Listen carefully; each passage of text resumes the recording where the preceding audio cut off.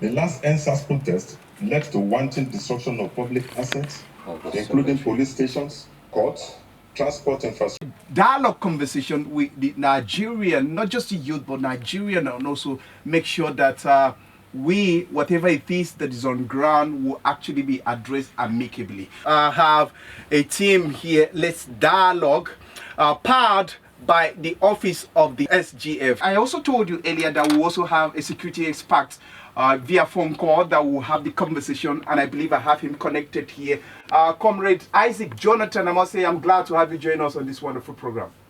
Thank you.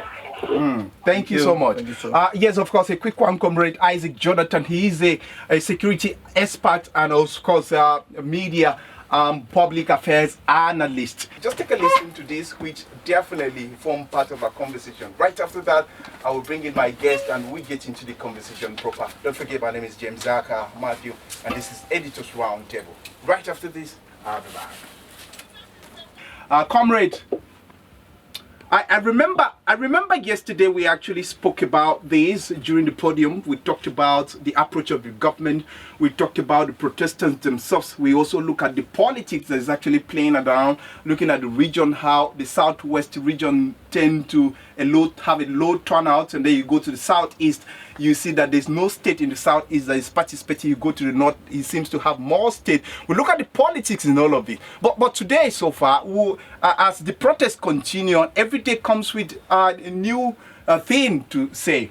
We also talked about the first demonstration where curfew were being imposed in some.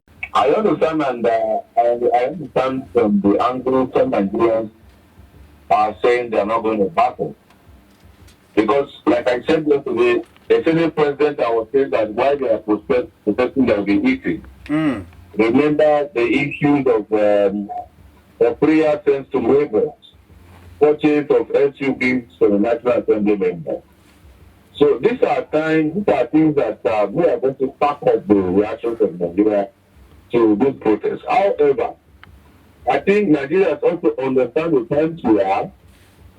The current insecurity across the state, they should have also understand that the street protest is not right. Going on street is going to bring a lot of another insecurity, and that has happened just the day before yesterday. These are some of the things that some of us foresee, and we say we should better engage the government on the dialogue table. We have the public commission, the public complaint commission, counseling from the entire protest and what we lost at the whole lot of you. So let us begin to engage the government constructively. Okay. And like I said yesterday, Nigerians also need to understand that yes, there are jobs. Another person's strike continues. Indeed, very true. It's about burning the roads, burning quotas, vandalizing and looting government benefits, and you expect them to pull their heads. Oh, okay. Don't forget. Okay then, Comrade. Comrade, yesterday, talking about vandalization and also the violence being recorded across some states, yesterday, the Chief of Defense Staff issued a communique where he talked about the fact that the military will soon step in if the violence continue. Looking at that, what do you really make of this? I heard some person saying that this is actually a civil engagement that the police can handle or should handle.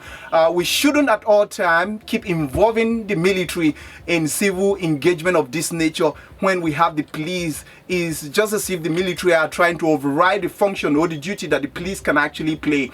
Looking at the communique issued yesterday, what do you make of this? Of two fighters, it's a war against the people. And so when we talk about war, the military can be engaged in this system. The police have been there for purposes of internal politics.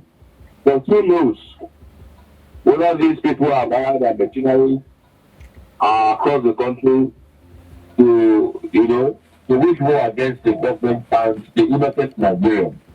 A security expert, Comrade Isaac Jonathan.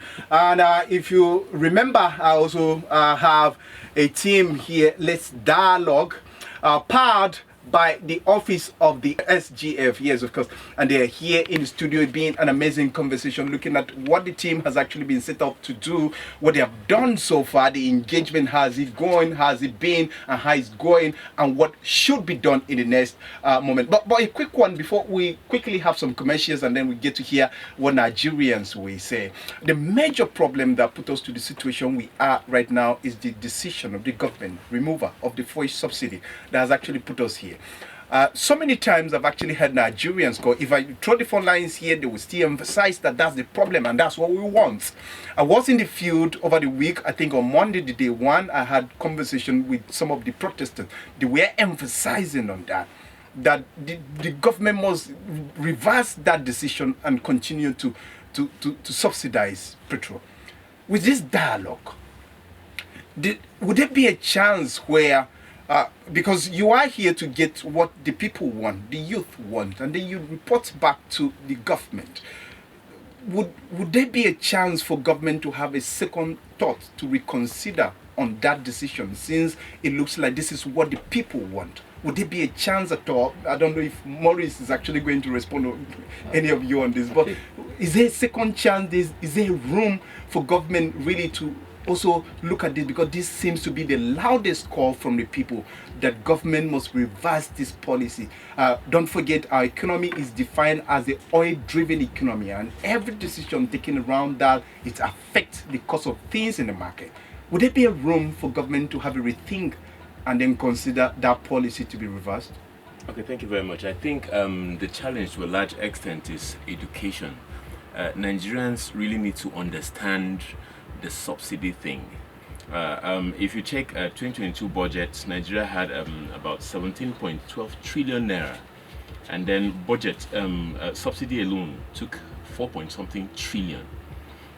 And the revenue that Nigeria had was just about 900, that's less than 1 trillion naira. So if you really check the challenge of the subsidy thing, it's just like Nigeria going out there to get these products.